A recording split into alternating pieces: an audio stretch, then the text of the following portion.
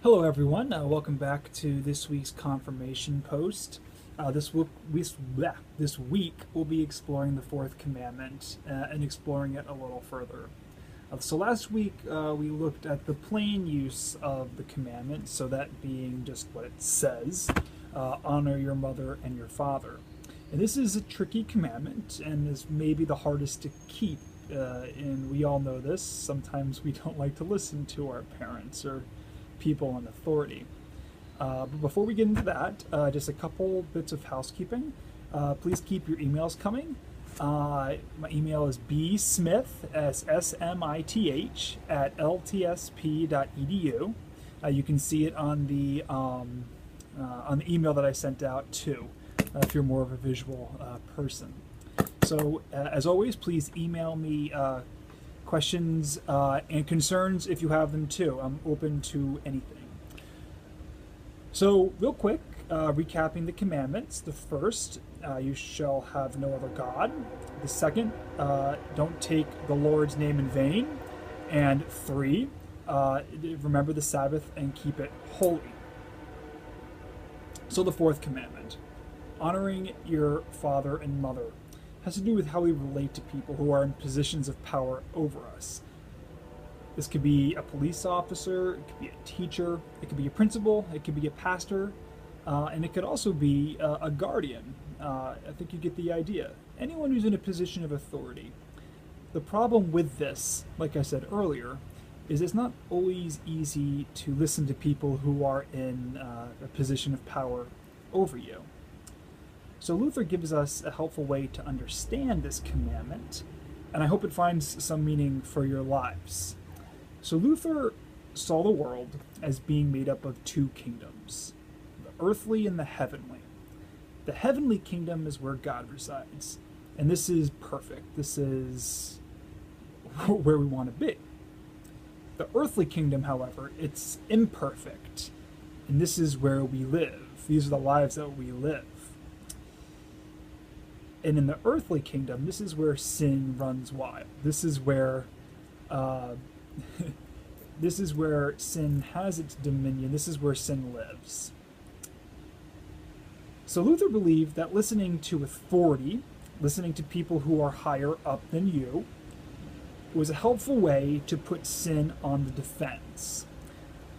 And because of this, Luther believed that government was a good thing. Of course, when it's used correctly. So, with this, Luther believed that God actually ordained the people who were in the government. And ordain means just chose them. Believed that God actually chose the people who God wanted to be in positions of power. This is a strange concept for us today, or maybe just hard for us to wrap our minds around. I think that, well, we could talk about that more on Sunday, but that's a strange concept for today, I think. So through all this, so putting sin on the defensive, God ordaining those who help service in the government, Luther also found it helpful that the government provided the means for people to live, whether that be a livable wage, food, shelter, or safety. So in many ways, the 1500s are still relatable to us in some sense. And because of all these things, Luther believed that we should obey our governments, in that they are in a position of authority over us. They are, when used correctly, meant to make our lives, livable. But as we all know, that's not always clear cut and simple. So the question that I have for you this week, that I'd ask you to think about is, well, one, do we always listen to our government? Do we always listen to our government? And if this commandment relates to us, if it has meaning for us, if we're to honor our father and our mother, and by extension, also listening to people who are in power, are in positions of power over us, how often do we obey this commandment? How often do we disobey this commandment? Can we obey this commandment? One thing to keep in mind is that back in the 1500s, obviously our way of government was not in existence. all the different parties and all. It was not anywhere on their radar. And the relationship between the church and the state was a lot more intimate than it is now. They work together in many ways. So this is part of why Luther had such a high, he held the government in such high standings, because he felt that it was actually like, you imagine that I'm God, this is the church, and this is the state. He believes that, God is moving both hands and working through both. They're not disconnected from God. They're, both working through His, command and His will. So obviously the issue of church and state is very complicated, especially for us today. But just keep in mind that that's a foreign, a little bit of a foreign concept, in that they're just almost night and day between how we see church and state and how they saw church and state. Along